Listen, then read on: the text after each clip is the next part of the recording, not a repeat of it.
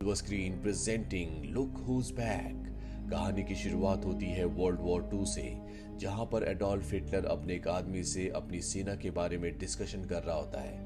अगली सुबह जब उसकी आंख खुलती है तो वो देखता है कि जहां पर उसका वॉर बंकर था वहां चारों तरफ पेड़ पौधे हैं। आसमान में भी उसे कोई प्लेन नहीं दिखता, जबकि आसमान में चारों तरफ फाइटर प्लेन्स होने चाहिए थे, बमबारी की आवाज आनी चाहिए थी, पर यहाँ पर खामोशी होती है।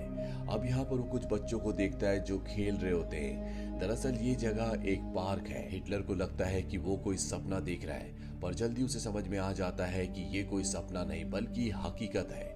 अब जब वो आगे जाता है तो देखता है कि दुनिया पूरी तरह से मॉडर्न हो चुकी है और तभी उसके सामने एक शानदार कार आकर खड़ी होती है। उसने अपनी पूरी जिंदगी में ऐसी कार नहीं देखी। सब लोग उसके साथ फोटो खिंचवा रहे होते हैं, सब लोग उसे देखकर खुश हो रहे होते हैं, क्योंकि उन्हें लग रहा होता है कि ये कोई एक्टर है जो हिटलर के गेटअप में यहाँ पर आया है। हिटलर अब वहाँ पर उनसे अपने ऑफिस का पता पूछता है, लेकिन कोई भी उसे नहीं बताता। बुक विद लेकिन कोई भी उसे नहीं बताता। तभी वो देखता है कि एक लेडी अपने बच्चे के प्रेम्बुलेटर के साथ है। जैसे ही वो उसके पास जाता है वो लेडी डर जाती है, उसकी आंखों में मिर्ची का स्प्रे डाल देती है, जिससे उसकी आंखों में बहुत ज्यादा जलन होना शुरू हो जाती है। अब वो पास ही की एक शॉप में जाता है जहां पर वो एक न्यूज़पेपर उठाता है, और जब वो न्यूज़पेपर में डेट देखता है तो पूरी तरह से हैरान हो जाता है, क्योंकि ये वक्त होता है सन 2014 का, और वो वर्ल्ड वॉर टू के वक्त से यहाँ पर कैसे पहुंचा उसे इस बारे में कुछ भी नहीं पता। ये डेट देखने के बाद उसे चक्कर आ जाते हैं और वो वहीं पर बेहोश हो जाता है।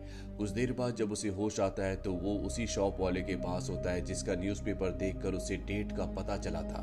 हिटलर उससे पूछता है कि ये कौन सा साल है। वो बताता है कि सन 2014। हिटलर को लगता है कि कहीं ये दुश्मन की चाल तो नहीं, कहीं दुश्मन ने मुझे किडनैप करके मेरे लिए कोई भ्रम जाल तो नहीं बनाया, और इसीलिए वो उससे एक जर्मन न्यूज़पेपर मांगता है। वो न्यूज़पेपर वाला उसे जर्मन न्यूज़पेपर देता है, जिसे पढ़ने के बाद उसे पता चलता है कि यहाँ का जो नया प्रेसिडेंट है वो कोई फीमेल है, जिसे पॉलिटिक्स के बारे में बहुत ज्यादा कुछ नहीं पता। साथ ही उसे ये भी पता चलता है कि वर्ल्ड वॉर टू हिटलर यानी कि जर्मनी हार गई थी। साथ ही पोलैंड अभी भी एग्जिस्ट करता है जो जर्मनी की टेरिटरी में है। ये सब जानने के बाद उसे बहुत दुख होता है और वो कहता है कि मुझे जिंदगी दोबारा इसीलिए मिली है ताकि मैं अपने पिछले काम को पूरा कर सकूं। वहीं दूसरी तरफ हमें माई टीवी टेलीविजन स्टेशन को दिखाया जाता है जहां पर एक मूवी मेकर जिसका नाम फैबियन है वो काम करता है, लेकिन उसका बॉस बहुत ज्यादा फ्रस्ट्रेटेड होता है, इसीलिए वो उसे जॉब से निकाल देता है। हालांकि फैबियन उससे बहुत रिक्वेस्ट करता है, लेकिन उसके आदमी उसे उठाकर बाहर फेंक देते हैं। फैबियन अपने घर पर आता है जहां पर वो बहुत दुखी होता है। दरअसल उसने लास्ट शूट अपना उसी जगह पर किया होता है जहां पर हिटलर को होश आया था, और उसकी वीडियो फुटेज में हिटलर भी कैप्चर हो गया होता है। और जब वो उसे देख रहा होता है तभी वहां पर फैबियन की मॉम आती है और उसकी मॉम बताती है कि वो देखो पीछे कौन है। और जब वो उसे ध्यान से देखता है तो देखता है कि वहां पर हिटलर जैसा दिखने वाला एक आदमी है, और यहाँ पर उसके दिमाग में एक प्लान आता है कि ये हिटलर जैसे दिखने वाले इस इंसान के साथ पूरी जर्मनी का टूर करेगा और एक डॉक्यूमेंट्री बनाएगा। लेकिन इसे नहीं पता कि ये असली हिटलर है। वहीं हिटलर को न्यूज़पेपर शॉप वाला कहता है कि तुम्हारी यूनिफॉर्म खराब हो चुकी है, तुम्हें लॉन्ड्री जाना चाहिए। हिटलर अपनी यूनिफॉर्म को ठीक करवाने के लिए लॉन्ड्री जाता है और बदले में उससे वैसी यूनिफॉर्म मांगता है, लेकिन उसके पास यूनिफॉर्म नहीं होती। इसीलिए हिटलर को अब मॉडर्न कपड़े पहनने पड़ते हैं जो उसने अपनी जिंदगी में पहली बार पहने हैं। हिटलर जब वापस आता है तो देखता है कि न्यूज़पेपर शॉप वाले के साथ फैबियन है।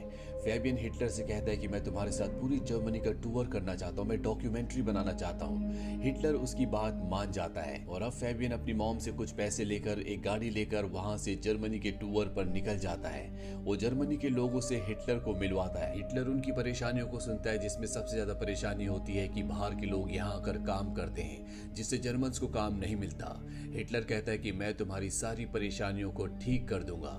ये एक डॉक्यूमेंट्री डॉग्स के ऊपर यानी कि एनिमल्स के ऊपर भी बना रहे होते हैं, और तभी एक डॉग हिटलर की उंगली पर काट लेता है। हिटलर को बहुत गुस्सा आता है और अपनी गन निकालकर उसे शूट कर देता है, जिससे फैबियन को बहुत गुस्सा आता है। वो गाड़ी में हिटलर से कहता है कि आज के बाद तुम ऐसा फिर कभी नहीं करोगे।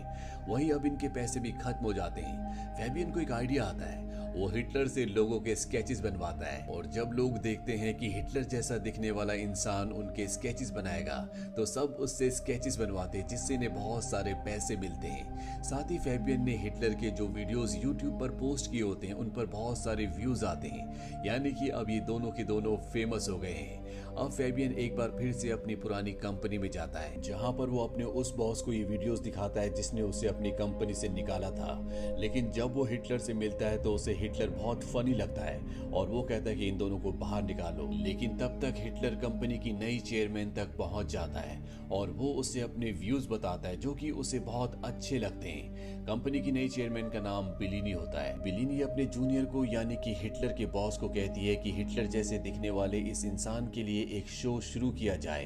अब फैबियन का जो बॉस है वो नहीं चाहता कि ये दोनों यहाँ पर टिके, इसीलिए जानबूझकर वो हिटलर के लिए एक कॉमेडी शो शुरू करता है। पर जब हिटलर जर्मनी की ऑडियंस के सामने स्पीच देता है तो वो अपनी उसी विचारधारा को सामने रखता है जो उसने वर्ल्ड वॉर 2 से पहले रखी थी, जिसमें जर्मन के लोगों की भलाई के लिए वो बात कर रहा होता है। और ये शो देखते देखते बहुत ज्यादा हिट हो जाता है। फैबियन के बॉस को ये देखकर बहुत गुस्सा आता है और अब वो इन दोनों को कंपनी से निकालना चाहता है। उसके हाथ वो वीडियो लग जाता है जिसमें हिटलर ने एक डॉग को मारा था और वो उस वीडियो को लाइव शो में चला देता है, जिससे सब के सब यानी कि पूरी ऑडियंस हैरान हो जाती है। इस क्लिप के दुनिया के सामने आने के बाद हिटलर को और जो कंपनी की नई चेयरमैन है जिसका नाम बिलिनी है, इन दोनों को कंपनी से निकाल दिया जाता है। लेकिन अब हिटलर एक किताब लिखता है और इस किताब का नाम होता है लुक हुज बैक। लोगों को ये किताब बहुत ज्यादा इंटरेस्टिंग लगती है। इसकी बहुत सारी कॉपीज बिक जाती हैं और ये देखते देखते बेस्ट सेलिंग बुक बन जाती है। साथ ही वहां पर उस चैनल को दिखाया जाता है जहां पर हिटलर का शो बंद होने के बाद उनके चैनल की टीआरपी लगातार गिरना शुरू हो जाती है, यानी कि अब लोग उस चैनल को नहीं देख रहे होते। इसीलिए ये एक बार फिर से डिसाइड करते हैं कि हिटलर को वापस चैनल में लाना होगा, तभी इनका चैनल ग्रो कर सकता है। अब फैबियन का बॉस हिटलर को ढूंढने के लिए निकल पड़ता है। वहीं हिटलर को दिखाया जाता है जिसका सामना दो जर्मन लोगों से होता है जो कि हिटलर के बहुत बड़े फॉलोअर्स हैं और इन दोनों को लगता है कि ये आदमी जो हिटलर जैसा दिखता है वो हिटलर का मजाक उड़ा रहा है। इसीलिए दोनों हिटलर को बहुत बुरी तरह से मारते हैं, जिससे हिटलर को हॉस्पिटलाइज होना पड़ता है। लेकिन अब ये बात पूरी जर्मनी में जंगल की आग की तरह फैल जाती है।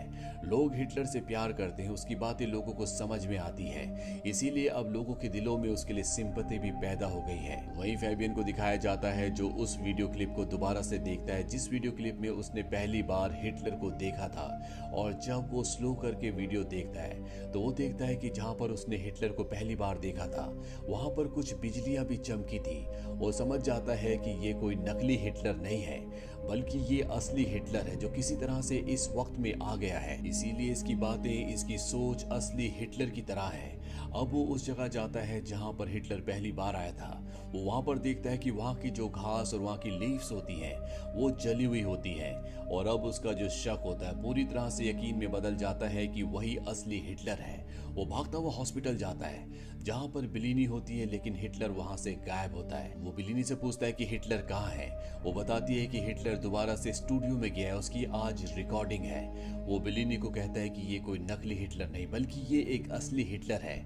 उसे उसकी बात बिल्कुल भी समझ में नहीं आती। वो हॉस्पिटल के गार्ड्स को उसे पकड़ने के लिए कहती है, लेकिन वो उन दोनों को धक्का देकर वहां से भागकर स्टूडियो पहुंच जाता है जहां पर हिटलर अपने शो की तैयारी कर रहा होता है। उसे पता है कि ये असली हिटलर है जिसकी वजह से पूरी जर्मनी को बहुत बड़ा नुकसान उठाना पड़ा था। इसीलिए वो उसी की गन उस पर तान कर कहता है कि मेरे साथ तुम्हें ऊपर आना होगा। ये दोनों के दोनों रूफ टॉप पर आ जाते हैं जहां पर वो हिटलर से कहता है कि तुम एक मॉन्स्टर हो, तुम्हारी वजह से पूरी जर्मनी को जलना पड़ा था। पर हिटलर कहता है कि तुम गलत हो, मुझे जर्मनी की जनता ने चुना था, वो मुझसे प्यार करते हैं। पर फैबियन को ऐसा नहीं लगता, इसीलिए वो हिटलर को उसी की गन से गोली मार देता है जिससे उसकी मृत्यु हो जाती है। और जब वो पीछे मुड़ता है तो उसके सामने हिटलर होता है। हिटलर कहता है कि मुझे कोई नहीं मार सकता क्योंकि मैं जर्मनी की जनता के दिलों में रहता हूँ। और तभी हमें दिखाया जाता है कि ये जो पूरा सीन चल रहा होता है दरअसल ये एक फिल्म की शूटिंग होती है और ये जो आदमी फैबियन बनकर हिटलर के सामने होता है ये असली फैबियन नहीं होता बल्कि इसने फैबियन का सिलिकॉन वाला मास्क पहना होता है जिस वजह से बिल्कुल फैबियन की तरह दिख रहा होता है। और अब हमें असली फैबियन को दिखाया जाता है जो पागल खाने में है। दरअसल जब उसे पता चला था कि हिटलर असली हिटलर है और वो हॉस्पिटल में बिलिनी के पास गया था, तो बिलिनी को और सबको लगा था कि ये पागल हो चुका है, इसीलिए उसे पकड़कर अब पागल खाने में डाल दिया गया है और उसी के आधार पर इस काल्पनिक फिल्म को बनाया जा रहा होता है। लेकिन सच तो ये है कि ये हिटलर असली है। हिटलर के साथ यहाँ पर बिलिनी भी होती है। हिटलर अब पूरी जर्मनी में फेमस हो चुका है, वो एक बार फिर से पॉलिटिक्स का हिस्सा बन जाता है। जर्मनी के जो नेशनलिस्ट होते हैं वो हिटलर से कहते हैं कि जर्मनी एक बार फिर से पावर में आने के लिए तैयार है। इसके बाद हिटलर और बिलिनी को दिखाया जाता है जो ओपन मर्सिडीज में जा रहे होते हैं और यहाँ पर हमें हिटलर की आवाज सुनाई देती है। वो कहता है कि I can work with this, यानी कि वो जर्मनी को दोबारा से पावर में लाने के लिए काम करेगा।